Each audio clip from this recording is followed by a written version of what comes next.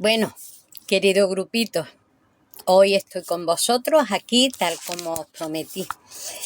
Mi gusto hubiera sido estar ayer, pero estoy hoy que estoy más a gusto, con más tiempo, con más serenidad. Bueno, eso es muy importante porque tenemos que estar con espíritu para estar atentas al Señor y cuando hablamos de cosas del Señor y para tenerlo vivo dentro de nosotras. Como siempre, Señor, me encomiendo a ti. Señor, guía mis palabras, que sean acertadas, que llenen de vida, de resonancia, que caigamos en las cosas de la vida del Señor y que lo mismo que yo trato de enriquecer con mi vivencia del Evangelio, que ellos también se sientan enriquecidos y que su riqueza la compartan, compartiendo este canal, haciendo este grupito más amplio y compartiendo ellos la experiencia que tienen del Señor. Así que voy aquí a leer el Evangelio, que hoy es el día 19 de enero del 2018. Y va de Marcos, capítulo 3, del 13 al 19. Os lo digo para que vosotros, querida familia bonita, si después queréis enriqueceros más, gustaros más en él, ya sabéis cuál es la referencia y lo tengáis. Espero que en este intervalo de días que ha pasado entre nosotros, que no es tampoco mucho, 3 días, ¿no? 2 o 3 días me parece. La presencia del Señor, el eco del Espíritu Santo, su enseñanza en nosotros perdura y nos une. Y estamos haciendo vida y carne y experiencia lo que es la unidad, aunque sea ahora de una manera sencilla a través de un canal de YouTube. Pero todo es bien, todo es bueno y todo es bien si sirve para el bien y para el Señor, que con tanto amor nos mantiene la vida y nos comunicó el Señor las verdades de su Padre. Bueno, así que ya me voy a poner a leerlo. Dice: subió Jesús a la montaña y fue llamando a los que quiso y se fueron con él. Llamó no a todos, sino a un grupo, para irse a la montaña, para estar un poco aparte. Nombró a 12, a quienes llamó apóstoles, para que convivieran con él y para formarlos y enviarlos a predicar, con poder para expulsar los demonios, con poder para curar. Nombró a los 12. A Simón lo llamó Pedro, a Santiago de Zebedeo y a su hermano Juan, a quienes llamó Boanerges. ¿Qué significa los hijos del trueno? Debía de ser que tenían mucho genio. Y a Andrés y a Felipe, a Bartolomé, a Mateo, a Tomás, Santiago de Alfeo, a Tadeo, y a Simón el Zelota. Mira, aquí hay de todo, porque los celotes eran los que iban como que van de incógnito por la calle como uno cualquiera, sacaban el cuchillo y degollaban al romano, uno menos. Pues eso era. Pero era un hombre bueno, era un hombre que a pesar de los defectos, porque el Señor tenía que escoger dentro de lo que somos y de lo que estamos. Y entonces Él se fijaba en los corazones, en la capacidad de amar, no en los defectos, porque defectos tenemos todos a barullo y a pimposte, pero sí en nuestras virtudes, en aquellas que nos resaltan más. Y el Señor se fijaba en eso. Eso lo tenemos que tener también en cuenta nosotros, para no desanimarnos cuando dice uno, Dios mío, si es que no hago nada más que atrancarme. No, hay que seguir adelante, hay que levantarse. Y también, muy importante, cuando vemos los defectos en los demás, que como uno no tiene que jugar, uno no puede ser tonto, uno no ve lo que tiene delante. Entonces, pero no juzgar, decir hay que ver que no sé cuánto, que no sé qué persona más envidiosa, que no sé cuánto, sino dejar ese juicio para Dios y tener un sentimiento de decir, Dios mío, qué dolor hay en su corazón para que esta persona no se goce en la alegría de otra. Qué dolor, porque si ese corazón está sano, ese dolor no surge. Bueno, pues voy a seguir leyendo. Bueno, los hijos del trueno: a Andrés, a Felipe, a Bartolomé, a Tomás, a Santiago de Alfeo, a Tadeo, a Simón el Zelota, a Judas Iscariote.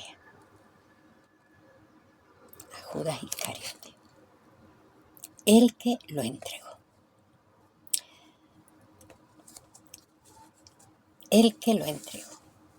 El Señor lo mandó. Ve y haz lo que tienes que hacer. Él sabía lo que tenía que hacer porque era mandato del Señor. Entonces, qué mandato tan duro, ¿no? Entonces, tenemos que tener amabilidad interna para con nosotros y para con los demás. Entonces vemos que el Señor escogió a los 12.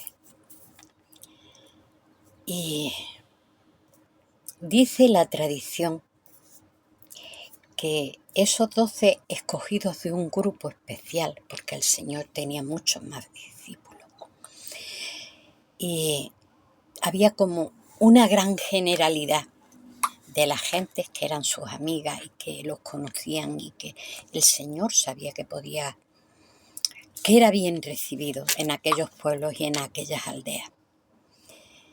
Eso era la gran generalidad, el pueblo que lo amaba. Después había otro grupo que estaba más comprometido con el Señor, no solamente cuando Él llegaba al pueblo y le explicaba y les hablaba, les curaba a los enfermos, porque el Señor todo eso lo va haciendo, mostrándonos el amor que el Padre nos tiene, mostrando que eso lo hace por el poder de Dios que está en Él y también nos enseña de camino que está en nosotros. Y ese grupo, que también era comprometido, pero que estaba comprometido con sus asuntos familiares, con su casa, con lo que tuviera que hacer. Y el otro que seguía al Señor, pero que estaba comprometido con su vida de la tierra, con sus situaciones, que no eran menos queridos por el Señor que el resto. Eso dice la tradición, aunque aquí no viene, que eran 72. Seguramente tengo que mirar yo un poquito e investigarlo, también vosotros, porque había consejos que eran los 72 ancianos y cuáles eran sus responsabilidades. Entonces, estos tenían ya una formación más próxima y más preparada para el entorno del pueblo. Y después los 12 apóstoles, que cada uno de ellos, el Señor los llamó como el representante de cada uno de las tribus de los 12 patriarcas. Bueno, y los llamó para que convivieran con él, para enseñarles que tuvieran una formación, una riqueza interior, una fuerza de la vivencia de su enseñanza, porque estos iban a salir, iban a curar. Mira lo que dice. Nombró a los 12, a quienes llamó apóstoles, para que convivieran con él y para enviarlos a predicar, para que estuvieran con él, lo conocieran, supieran muy a fondo y de primera mano, no por lo que Pablo le ha contado a Tomás, no, sino porque él lo ha visto. Para enviarlos a predicar, a enseñar, a decirle todo lo que iban a absorber de él. Vio en ellos esas cualidades esponja y esa determinación de seguirlo, y también ese entorno familiar que les iba a hacer menos gravoso el delegar su función y su figura de padre de familia o de lo que quiera que sea en el entorno. El Señor es muy cuidadoso con todo eso, así que eso lo tenía en cuenta. Y aquí dice también, nombró a los 12 y a Simón lo llamó Pedro. A Simón lo llamó Pedro. ¿Por qué lo llamó Pedro? Yo nunca me había puesto a pensar hay una explicación muy extendida que dice que el Señor dijo que lo llamó Pedro porque él iba a ser la piedra fundamental de la cristiandad, y posiblemente como cualquiera de ellos es piedra fundamental.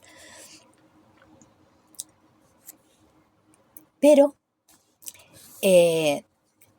hay cristianos que son por tradición cristiana, pero que han seguido manteniendo el judaísmo y son judíos, no solamente a nivel étnico, sino de religión judía y de tradiciones judías, y que mantienen pues todos los mandamientos y cumplen la Torá con toda la serie de normas que tienen que leer, ¿cómo te quiero decir? Que les tiene organizada toda su vida y todas sus actividades.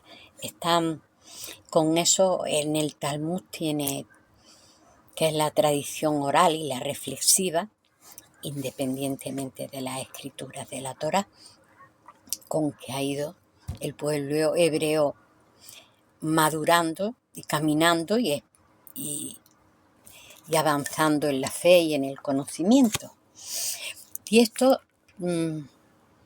tiene muchos recuerdos vivos porque son gente que mantienen mucho la tradición. Y entonces la tradición en determinados aspectos, en determinados detalles, para el resto de la cristiandad, de la diáspora, pues se mantiene a lo mejor otros detalles, pero aquí ellos mantienen una riqueza muy, muy especial. Y ellos decían, este señor decía, que es que Simón, el que el Señor le puso Pedro por la influencia que él sabe que los nombres tienen en las personas. El nombre de Simón significa el que escucha a Dios. Entonces le crea una sensibilidad espiritual y una delicadeza. Pero este Simón, que con el nombre continuamente se le está recordando esta cualidad que debe de él ser y tener en sí, y que a nivel inconsciente se cultiva. Pues le puso piedra. ¿Para qué?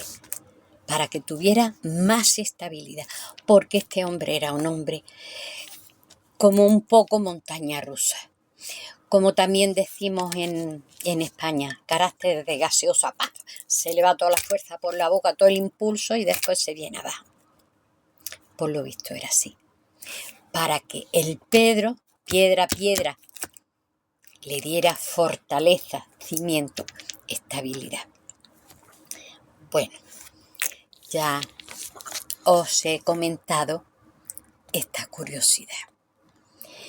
Dice, el Señor subió a la montaña con los que él llamó, con estos 12. Y nosotros subimos a la montaña también. Estamos con él. Antes había un montón de gente de todas estas ciudades. ¿Recordáis la semana anterior? Si no lo miráis.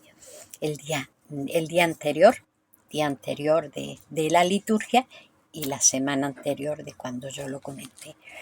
Había gente de todas las ciudades y tal. Y entonces se recogió con ellos. Y empezó a hablarle y a hablarnos, porque ahora nosotros nos sentimos allí metidos en el grupo, porque resulta de que la imaginación se puede poner donde tú quieras. Nosotros estamos allí con el Señor y estamos oyendo sus palabras. La responsabilidad para predicar. Tenemos que estar muy atentos y ser diligentes para enseñar lo que aprendemos, lo que bebemos del Señor. Por lo tanto,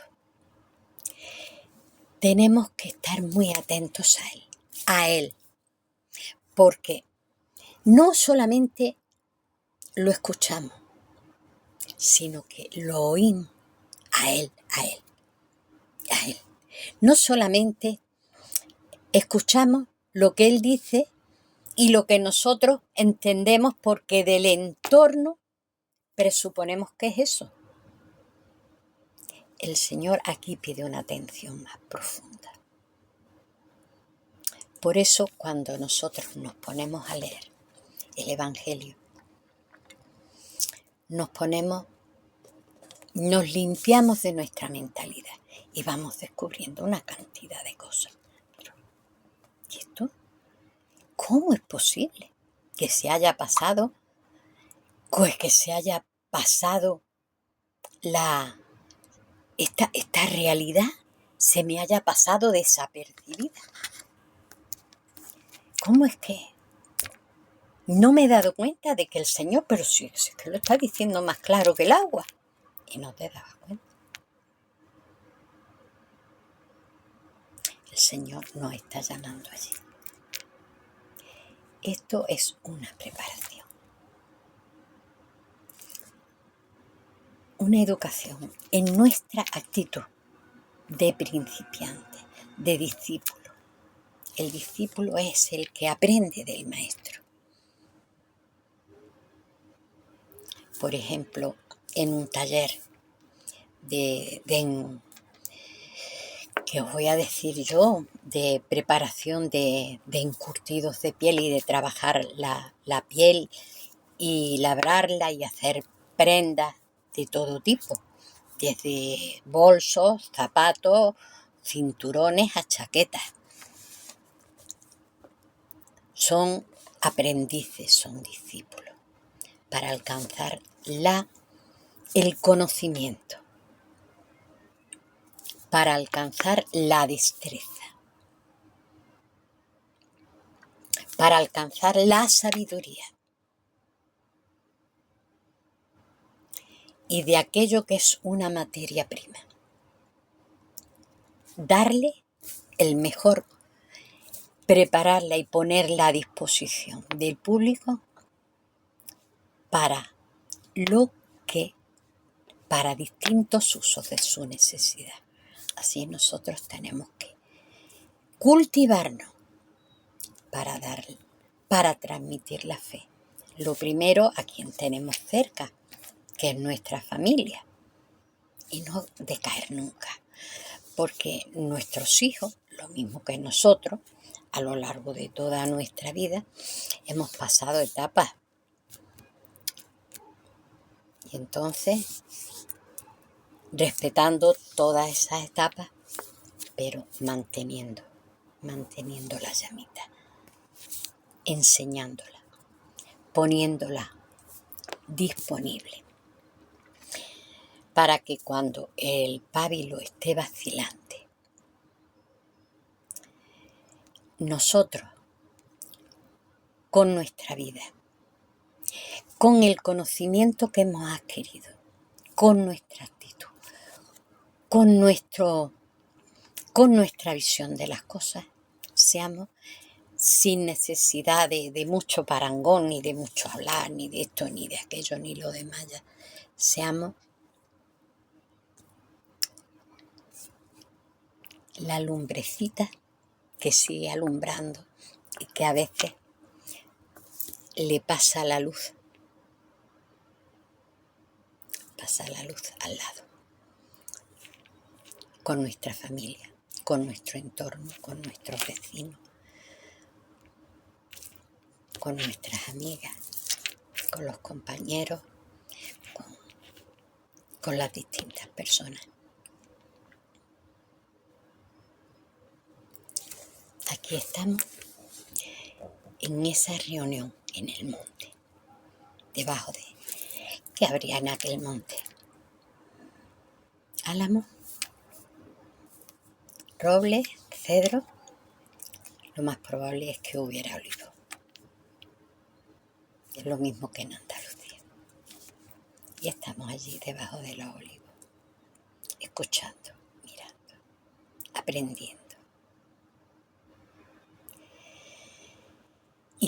Y forjando el carácter, porque eso que tenemos que hacer de cara a los demás, ya sea predicar, ya sea curar, porque ¿quién te ha dicho a ti que a ti el Señor no te va a mandar a curar y a sanar enfermos? ¿Y quién te dice a ti que en un momento determinado, hasta a lo mejor sin saberlo, tu presencia expulsa un demonio? Y lo expulsa por el poder de Cristo que está en ti, la fuerza del Espíritu Santo que está en ti.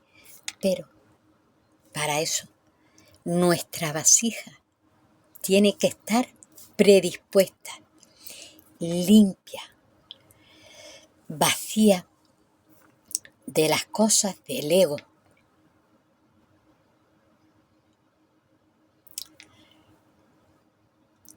llenándose de Dios, llenándose del Espíritu Santo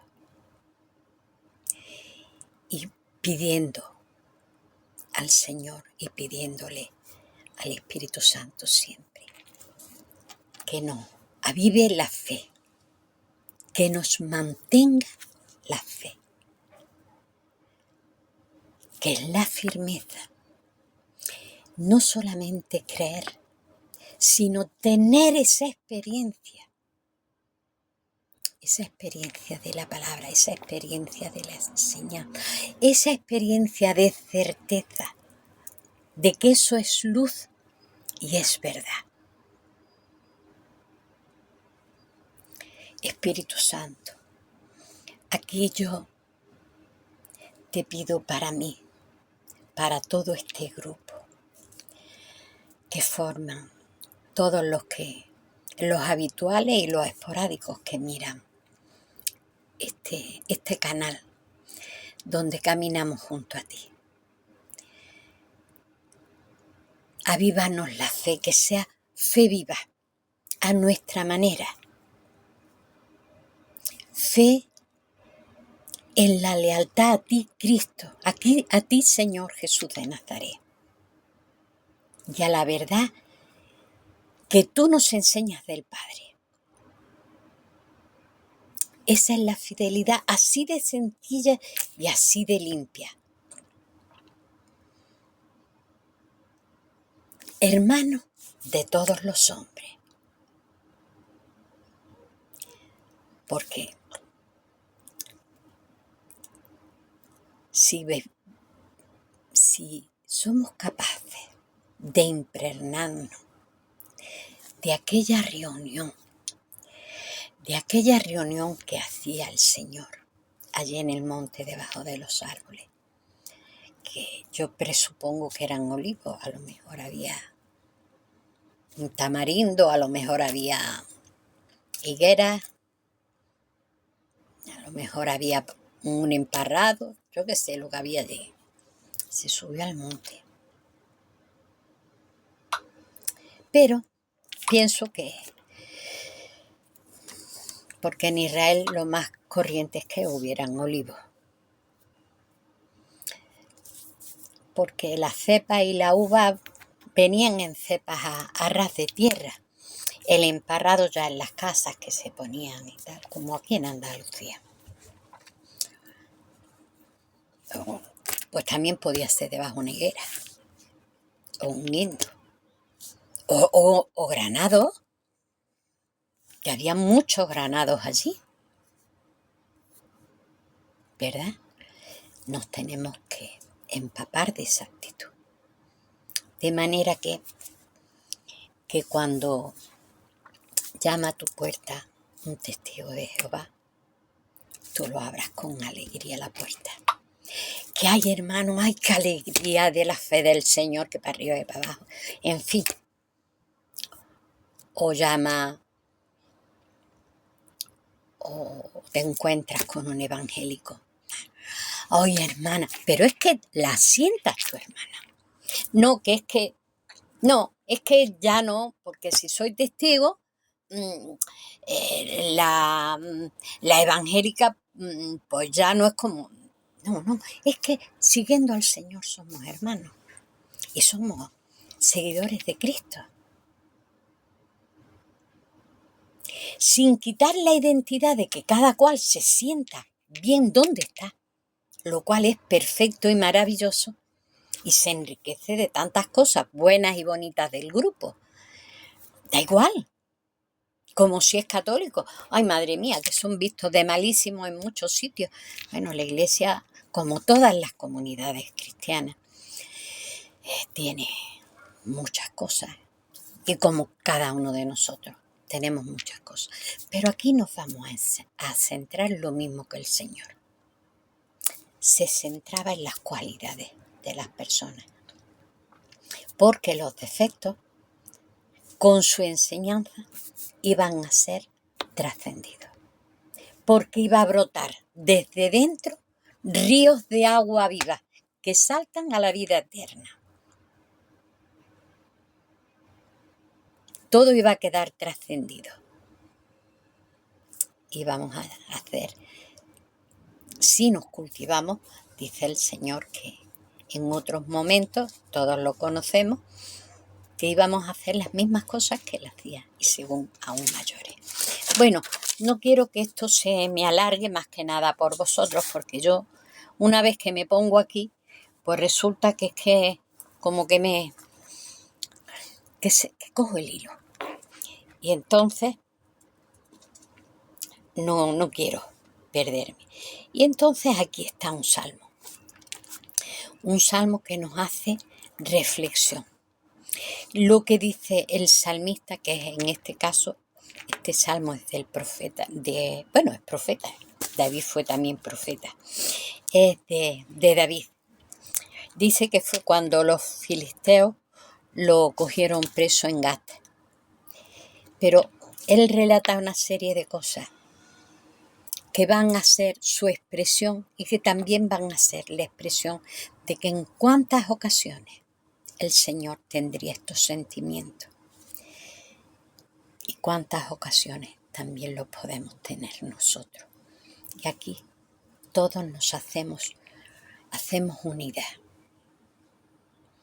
y hacemos sentimiento vivo con estas palabras. Y dicen así: ten misericordia de mí, oh Dios mío, porque me ha pisoteado el hombre. ¿Cuántas veces nos sentimos así?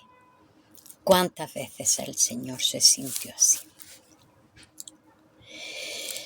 Porque me oprimen combatiéndome día tras día.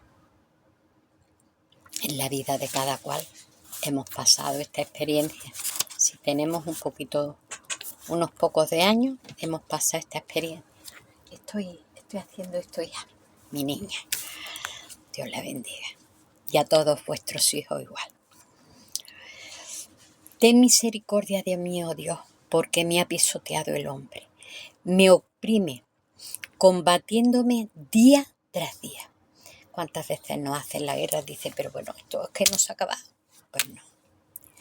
Y además, cuando se va a ir a predicar, pues ya venimos con una mentalidad nueva en un mundo que es diferente, que no es el mundo de la fe ni de la cristiandad. Es el mundo, del príncipe de este mundo que el Señor venció. Todo el día mis enemigos me pisotean, porque muchos son los que pelean a mí con soberbia. ¿Cuántas veces tenemos que callarnos y decir, bueno? Y están con una presunción y unos humos y sacando las cosas de ti. Bueno, os suena todo a que sí. El día que tema, dice, espérate, todo el día mis enemigos me pisotean, porque son muchos los que pelean contra mí con soberbia. El día en que tema, yo en ti confiaré. Hay que confiar en el Señor, siempre. Teman esto o no teman. Porque quién sabe si a lo mejor su fachada bravucona es como la de mi perrilla, que tengo una perrilla que es un moco de perra. Y a todo el mundo le ladra como si fuera el león de la metro. En Dios alabaré su palabra. Ahí es donde tenemos que estar.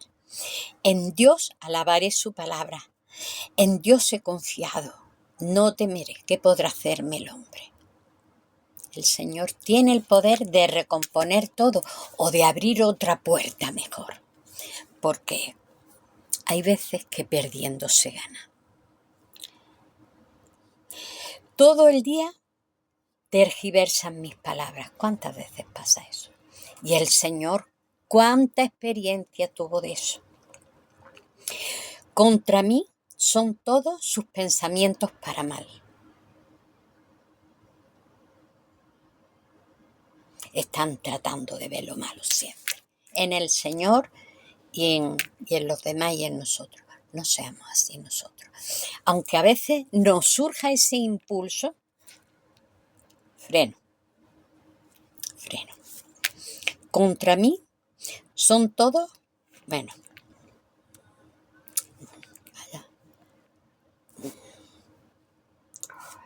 Espérate, que ahora se me ha ido. Espérate, que ahora se me había ido. Porra, porque se le había tocado al teléfono y... Bueno, renuevo mi fe en las palabras de Dios. Confío en Dios, no temo. ¿Qué me podrá hacer un ser de carne? Por la Pascua. Pero tienes que pasar del tema. Oigo todo el día sus palabras hirientes. No piensan más que en hacerme daño. Se agrupan, se ocultan, me siguen el rastro y avanzan a la caza de mi vida, a la caza de tus proyectos, a la caza del Señor. Amén. Después de tanta maldad, que no escapen, que sobre ellos recaiga la furia de Dios en los paganos. No, que sobre ellos recaiga y caiga la palabra de Dios, los ilumine, porque el Espíritu, Señor, envía tu Espíritu sobre la tierra y renueva la faz de la tierra, nuestros corazones. Tú contaste mis disgustos y recogiste mis lágrimas en tu odre. Retrocedan mis enemigos el día que yo te invoque. Sí, Señor, ponme a salvo. Y si no me pones a salvo es porque voy a aprender algo muy importante. Sé muy bien que Dios está conmigo. Me renuevo en las palabras de Dios. Tengo fe en las palabras del Señor. En Dios confío y no temo. Y no temo más. ¿Qué podrá hacerme un hombre? No olvido las palabras. No olvido tus palabras, oh Dios de mis promesas. Te ofreceré los sacrificios, te daré gracia. Los sacrificios deben de ser de pureza de corazón, de sensibilidad, de servicio, de amor, de obediencia a Él. Porque las demás cosas Él es el dueño de todo, que le vamos a hacer. Porque me sacaste de la muerte y no dejaste que diera un paso en falso. En presencia de Dios seguiré caminando en el país de los vivos. Amén, amén, amén. Bueno, pues ya he terminado. Mírame con los 7 minutillos. Tenerme paciencia. Que pidáis al Espíritu Santo fe, discernimiento, vivencia y espíritu libre de cosas y de nuestra personalidad y de nuestro prejuicio y de las cosas que nosotros creemos, para escuchar la palabra del Señor tal como Él nos la da. Quedar con Dios. Dios os bendiga. Hasta dentro de unos días, que estaremos buscando al íntimo. Os quiero mucho. Ser felices. Ahí está la clave también. Ser felices, cultivar el amor, la fe y llamar al Espíritu Santo que os llene siempre.